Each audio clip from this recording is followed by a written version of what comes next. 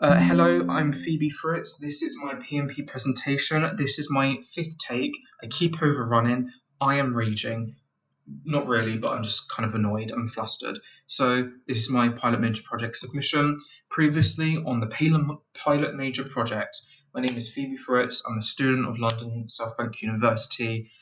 You should know this. The current arc of the show is the PMP deadline. This is an important arc right now.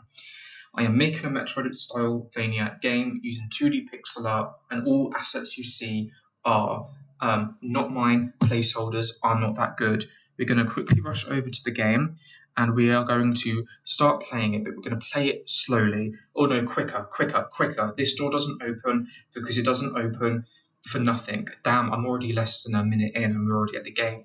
These here are ability pickups, okay? You go into them, you get an ability, and text tells you what it is. That will not be there in the final product. The text will appear at the bottom with a background, so you can change the color and size of the text and background for visual impairments and color blindness. You're welcome, Andy. And as you saw, there is an ability icon up here, which will be a unique icon, and it will tell you what ability you've got. Once you pick it up and you leave an area and come back, it will stay disappeared because it's supposed to stay disappeared, and that is good. That's what we want. Now we can double jump.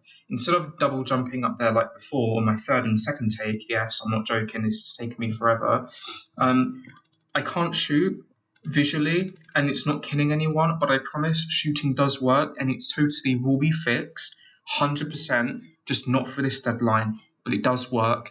Andy, Naj, Paul, Rory, whoever the fuck else is looking at this, ask David, alright? David is the realest of G's, alright? He's the GOAT. He understands. He knows it works. It's just not now. And I'm not fixing it because, holy shit, it's 11:30. Fuck me. So, what do we do with enemies? If you can't shoot them, you have a sword because smashing down on enemies is good. I took damage. I did a little flashy flash. I lost health. I have a little bit of invincibility before I can take a damage again. This is a bat. It blows me up and it does more damage and it's gone. It currently goes through platforms like these ones up here, which I don't like, and I will definitely fix moving forward. It's on the priority list and it will follow you forever, and I'm not sure if I want that. But yes, I unlocked 2 abilities. One of them is crouch. Don't ask me why the sword is hovering. In the main game, you will crouch proper, like squat down, not turn into a ball. I don't know why Metroidvanias turn into balls. If I'm stuttering, it's because I'm rushing and I have speech issues. Seriously.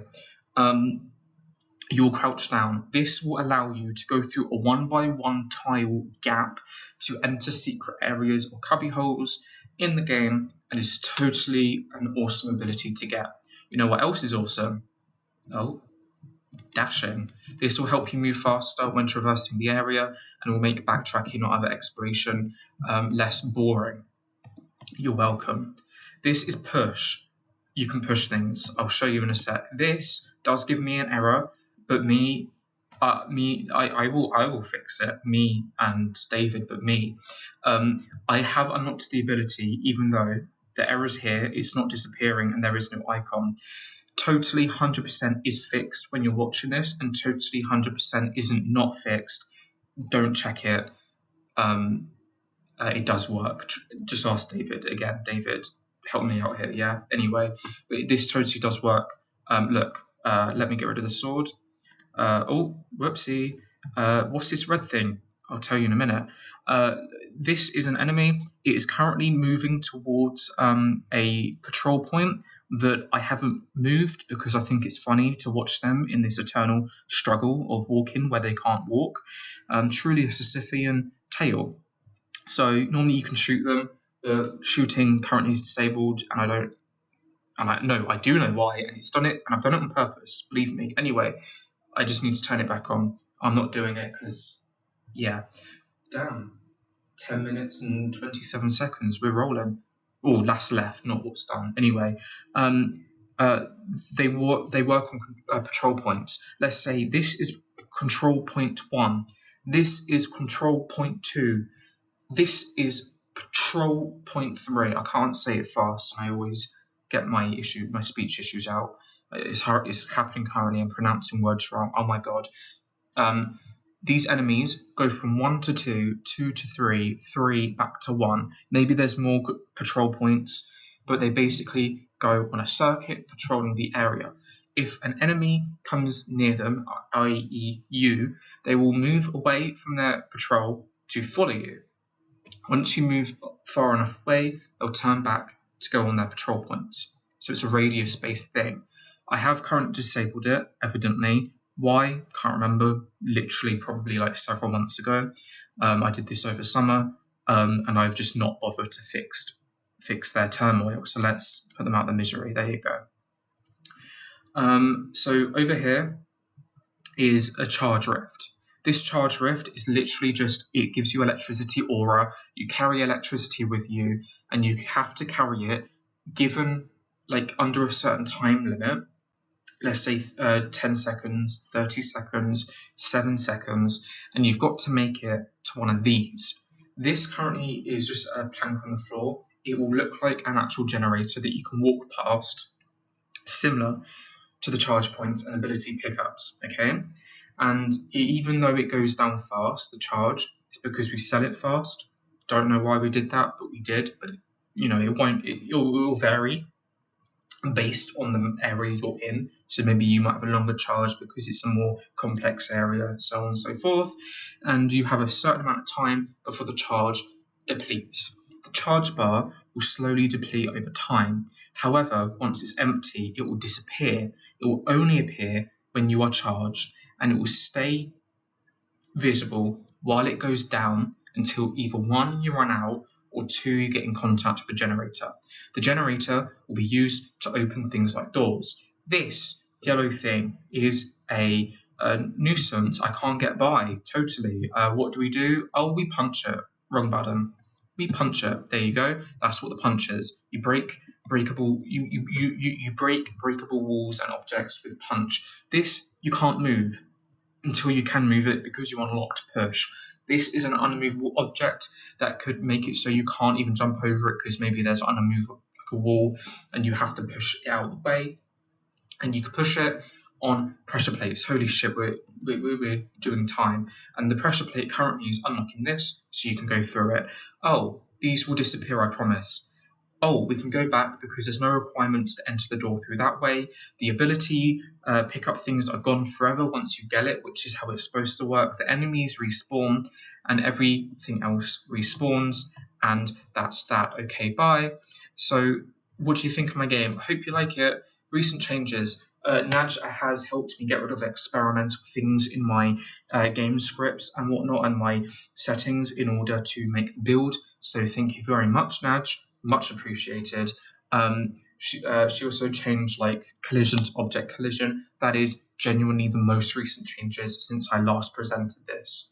Okay, what you see is what it is. Some coding. In order for time, I'm keeping this short. Sorry, David, I know it's your favourite topic. This is how the coding used to work. Normally, the door would send out signals to whatever triggers it to unlock and open. So if there's a pressure plate, it will see if the pressure plate is unlocked. But David, the absolute, amazing man he is, did it the other way around because it would be better. Don't ask me why. He just said it is, so I think it is as a result. Where the pressure plate that unlocks the door sends the signal to the door instead of the door sending the signal out to see if it's been unlocked or not, which is this. External entity is what has to be ticked. Either is player and it just unlocks anyway because the player's near it and there's no unlock requirements, or there's an external entity which you have to select in order for it to work. This is all I'm showing you, okay? I'm sorry, there's health or something, abilities. There was an issue with it, the icon not disappearing. It says it's this line specifically. Don't know. It's future Phoebe and David's job in the future. Thank you, David. David can attest that it used to disappear, but for some reason it's not. Okay, help me out here, David. Game design document. 5 minutes and 17 seconds left. Okay, this is my design doc. Train game is working title. This is a rough work in progress title. This is supposed to be a silhouette of a train, and maybe it's going in the distance, and whatever the title is, it will be here. Peggy 17, Metroid style. These are the platforms. I might delete the rationale. So this is some of the logo design. Like I said, it's rough. I was inspired by the fact that I take trains now, and I love trains in and out of London.